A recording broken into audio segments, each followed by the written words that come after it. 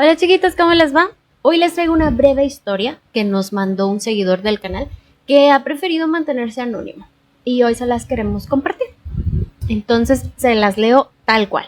Dice: hola chiquita, esta historia me la platicó mi tío abuelo hace muchos años. Fue algo que pasó cuando él tenía como unos 10 años. Para ponerlos en contexto, resulta que por allá de 1920-1930, en la zona de Nuevo León hubo una gran sequía que arruinó la economía de campesinos que labraban la tierra. En ese tiempo, el papá de mi tío abuelo estaba muy desesperado, con esposa y 9 hijos, y sin forma de proveerles para las cosas más básicas. Habiendo perdido toda la cosecha, ya ni siquiera tenían para comer. Ellos vivían en una zona que en aquel tiempo quedaba algo alejada, y eran un total de 10 familias. El caso es que todos estaban sufriendo de las consecuencias del mal clima. Lo que pasó es que en su desesperación, el papá de mi tío abuelo comenzó a ir al monte y durante las noches encendía fogatas y le rezaba al diablo. No sé si él tendría conocimientos de brujería o algo, pero dicen que todas las noches se iba a buscar al diablo porque quería hacer un trato con él a cambio de que lo sacara de esa situación.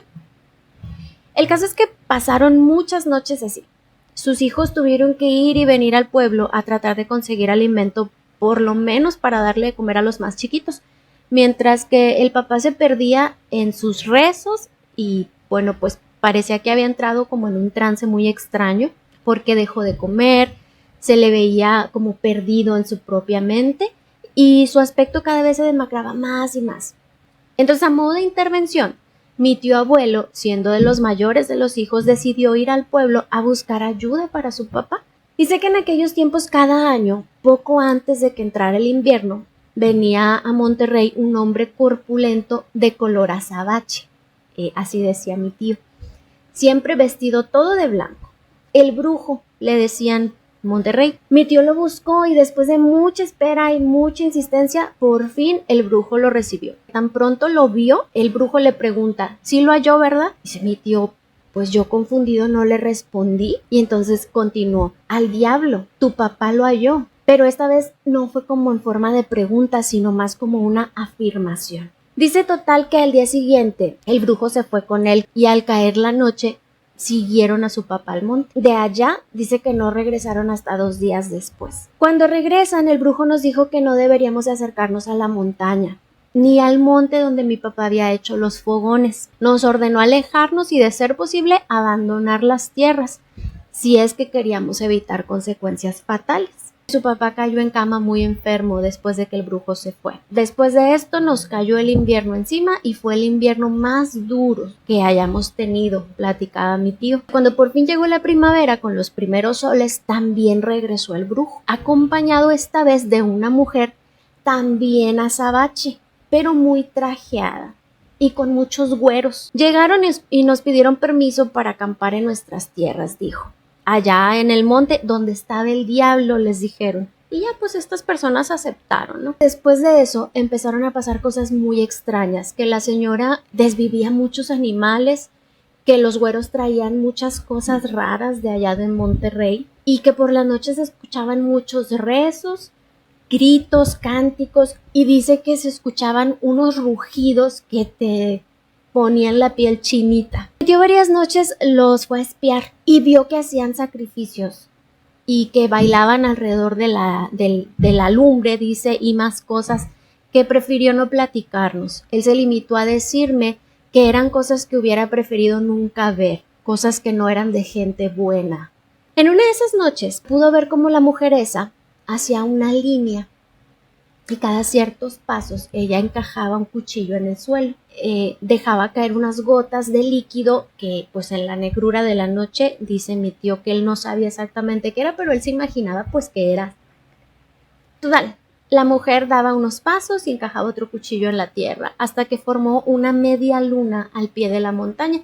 Dice que más o menos él calculó que era un espacio entre unos 15-20 metros alejado de las primeras piedras. Al poco tiempo, pues su papá entró como en una crisis y salió corriendo. Dicen que se levantó de la cama, salió corriendo asustado, gritando que tenía que ver al diablo.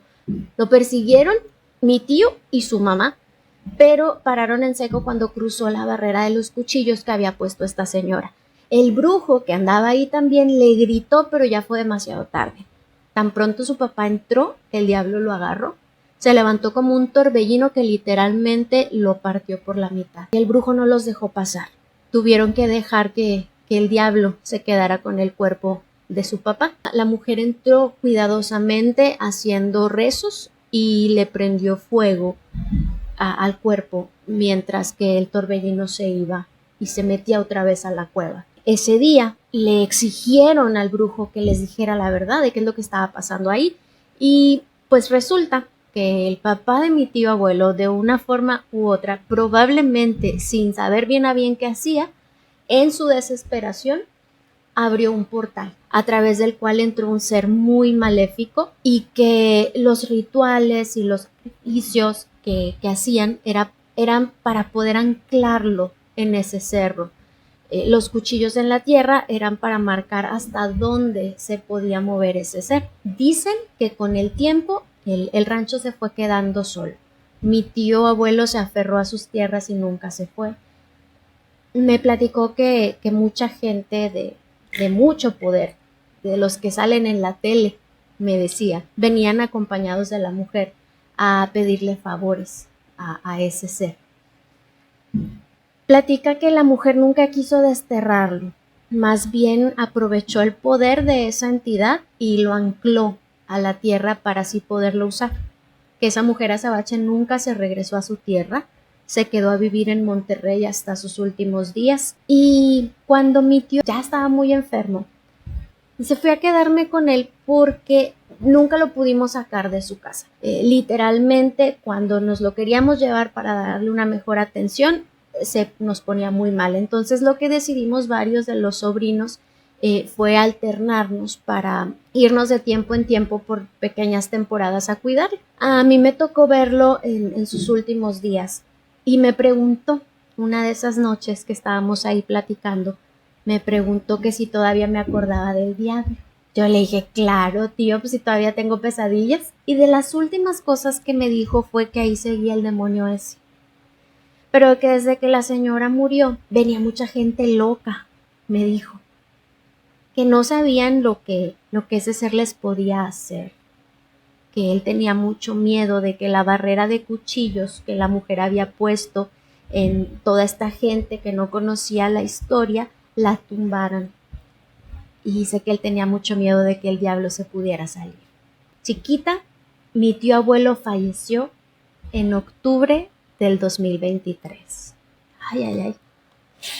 Qué bárbaros. Gracias por leerme. Saludos a todos los chiquitos. Espero que les haya gustado mi historia. Híjole, está bien fuerte esto. Chiquitos, pues ¿cómo ven?